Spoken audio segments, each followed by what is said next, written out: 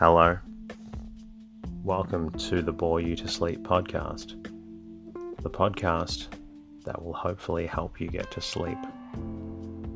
I am going to read an open source book, one that is not particularly interesting, but one that is hopefully boring enough to get you to sleep.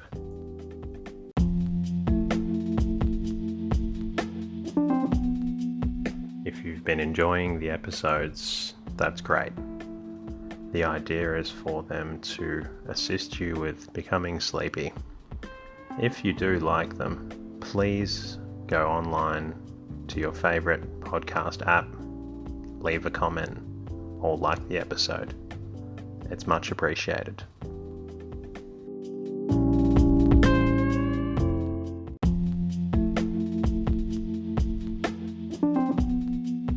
Tonight's readings are going to continue on from Henry James's The Awkward Age. I've really enjoyed reading these stories because they're not particularly interesting and they're easy to listen to. You may hear a little background noise this evening. I apologize.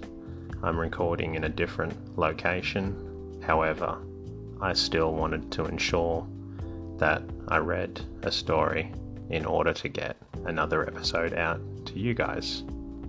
Hope you enjoy listening to the fourth chapter of The Awkward Age, titled Mr.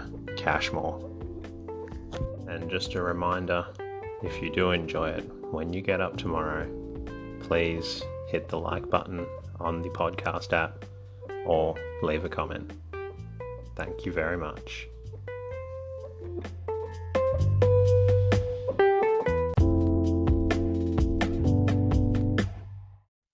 Harold Brookenham, whom Mr. Cashmore ushered in and announced, had found in the act of helping himself to a cup of tea at the table apparently just prepared. Harold Brookenham arrived at the point with a dash so direct as to leave the visitor an option between but two suppositions: that of a desperate plunge to have his shame soon over, or that of the acquired habit of such appeals, which had taught him the easiest way. There was no great sharpness in the face of Mr. Cashmore, who was somehow massive without majesty. Yet he mightn't have had proof against the suspicion that his young friend's embarrassment was an easy precaution, a conscious corrective to the danger of audacity. It wouldn't have been impossible to divine that if Harold shut his eyes and jumped, it was mainly for the appearance of doing so. Experience was to be taken as showing that one might get a £5 note as one got a light for a cigarette, but one had to check the friendly impulse to ask for it in the same way.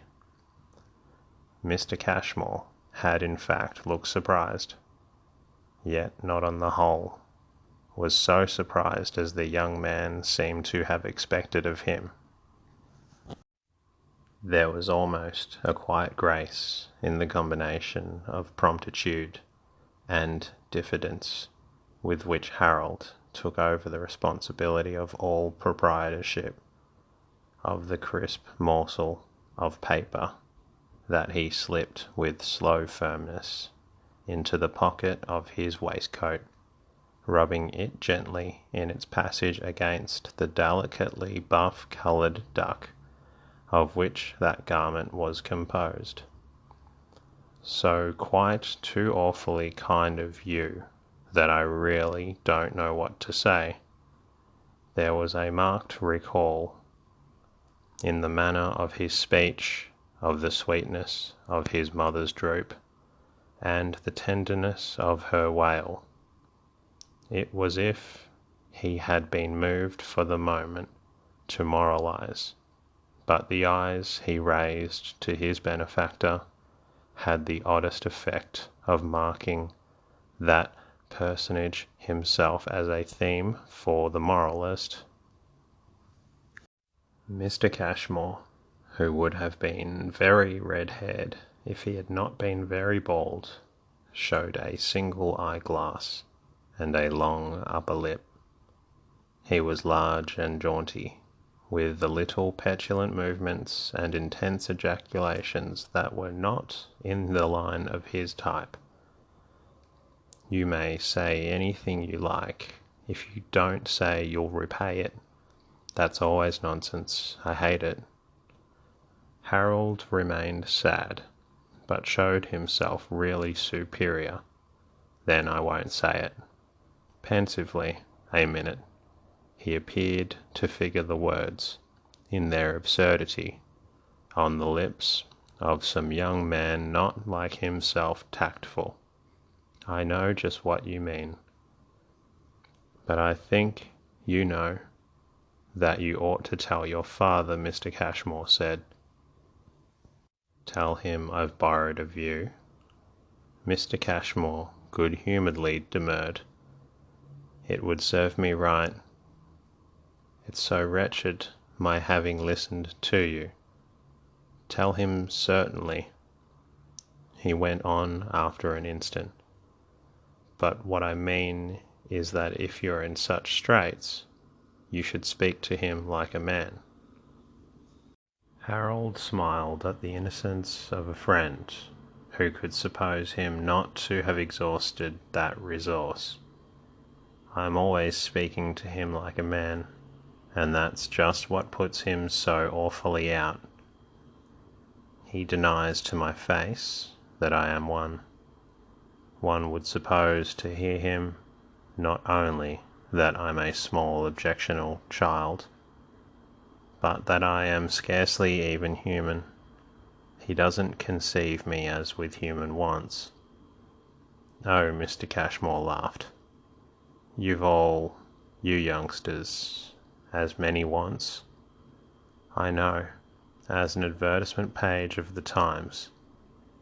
Harold showed an admiration. That's awfully good. If you think you ought to speak of it, he continued, do it rather to Mama. He noted the hour. I'll go, if you'll excuse me, to give you the chance. The visitor referred to his own watch. It's your mother herself who gives the chance. The chances you take. Harold looked kind and simple. She has come in, I know. She'll be with you in a moment. He was halfway to the door, but Mr. Cashmore, though so easy, had not done with him. I suppose you mean that if it's only your mother who's told, you may depend on her to shield you. Harold turned this over as if it were a questionable sovereign, but on second thoughts he wonderfully smiled. Do you think that after you've let me have it all, you can tell? You could, of course, if you hadn't. He appeared to work it out for Mr. Cashmore's benefit. But I don't mind, he added, your telling Mama. Don't mind, you mean really. It's annoying her so awfully. The invitation to repent thrown off in this could only strike the young man as absurd. It was so previous to any enjoyment. Harold liked things in their proper order, but at the same time his evolutions were quick. I dare say I am selfish, but what I was thinking was that the terrific wigging, don't you know? Well, I'd take it from her. She knows about one's life, about our having to go on, by no fault of her own, as our parents start us. She knows all about wants. No one has more than Mama. Mr. Cashmore soundlessly glared his amusement. So she'll say it's all right. Oh no, she'll let me have it hot. But she'll recognize that at such a pass more must be done for a fellow, and that may lead to something indirectly, don't you see? For she won't tell my father. She'll only, in her own way, work on him. That will put me in a better footing, and for which, therefore, at bottom, I shall have to thank you. The eye assisted by Mr. Cashmore's glass had, with a discernible growth of something like alarm fixing during this address, the subject of his beneficence. The thread of their relation somehow lost in the subtler twist, fell back on mere stature, position, and property, things always convenient in the presence of crookedness. I shall say nothing to your mother, but I think I shall be rather glad you're not a son of mine. Harold wondered at this new element in their talk. Do your sons never borrow money or their mother's visitors? Mr. Cashmore had taken him up, eager, evidently, quite to satisfy him. But the question was caught on the wings by Mrs. Brookenham herself, who had opened the door as her friend and who quickly advanced with an echo of it. Lady Fanny's visitors, and though her eyes rather avoided than met his own, she seemed to cover her ladyship's husband with a vague but practised sympathy. What on earth are you trying to say to Harold about them? Thus it was at the end of a few minutes Mr. Cashmore, on the sofa face to face with her, found his consciousness quite purged of its actual sense of his weakness, and a new turn given to the idea of what, in one's very drawing-room, might go on behind one's back.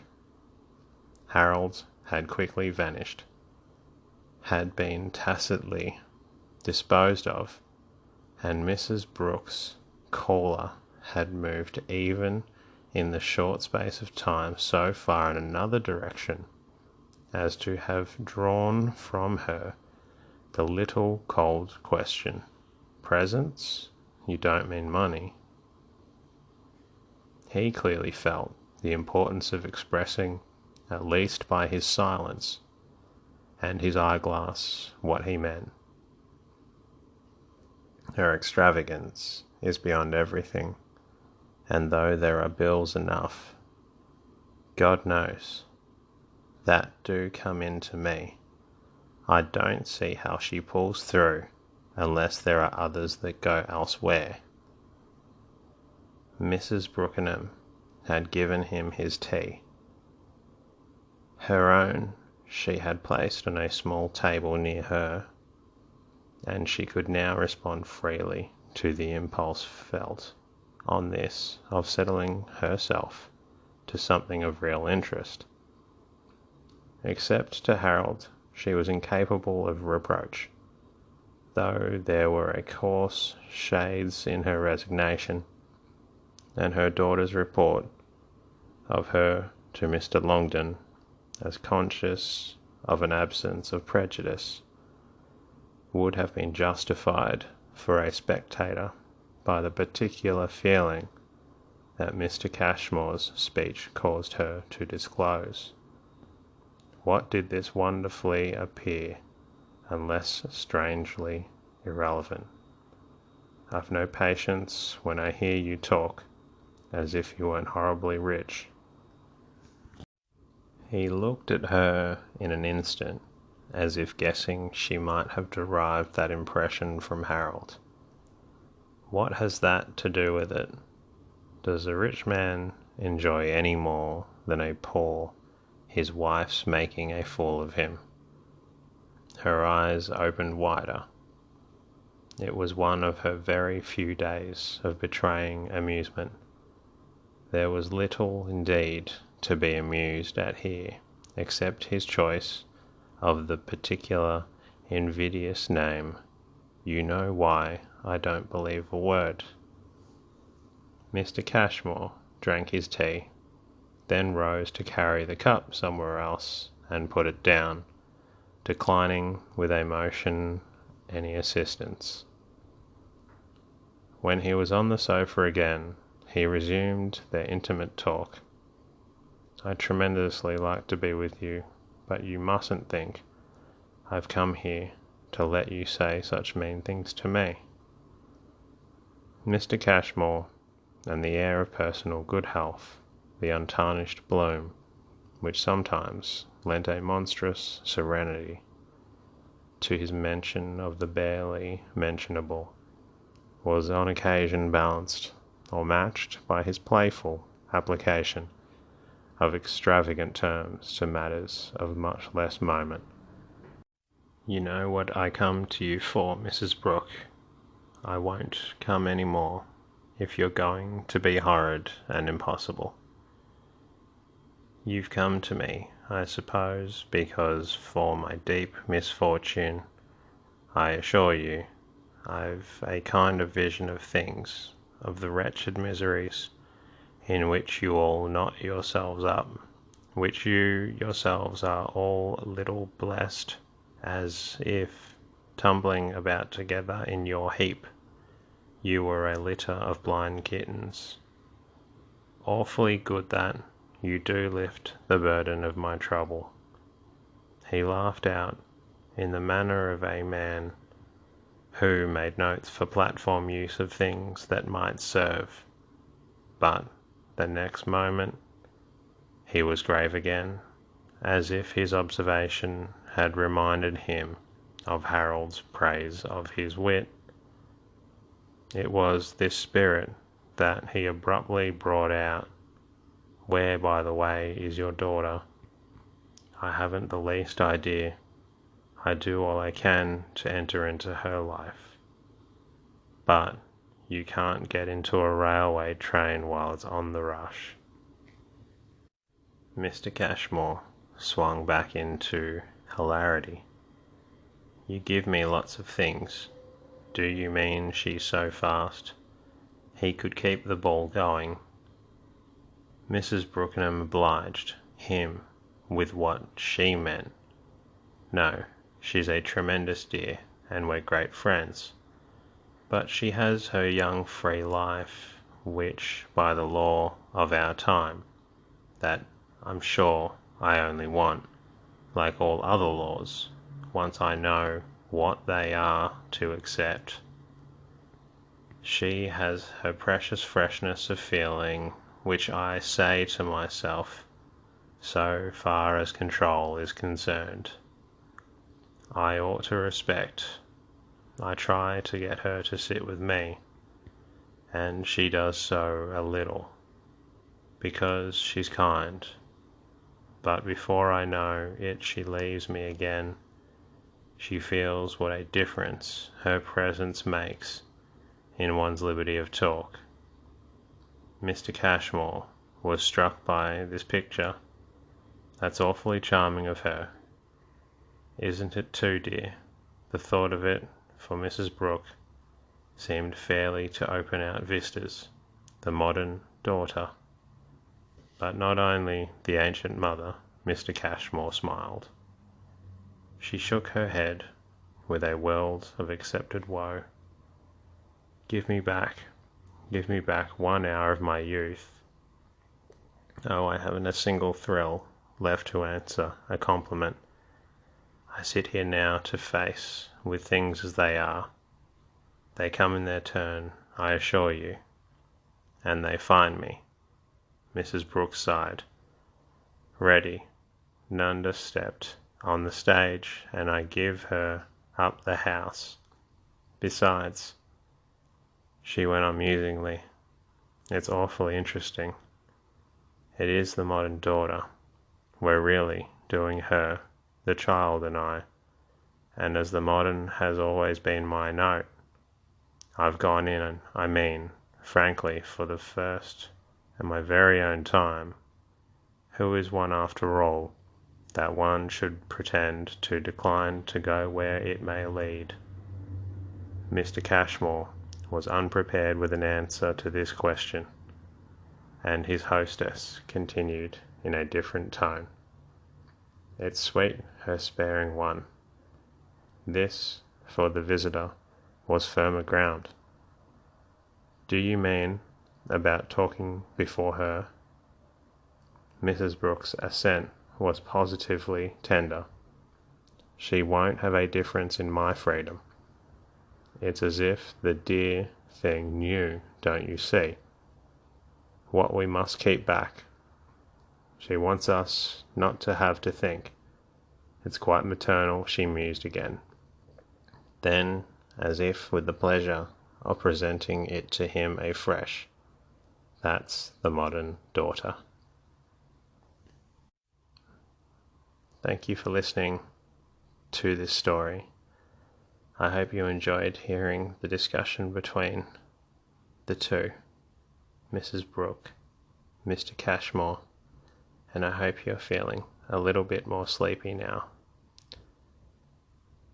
Please, if you would like to continue listening to my stories, feel free to go and play one of the other sleep stories. Once again, thank you for listening. Good night.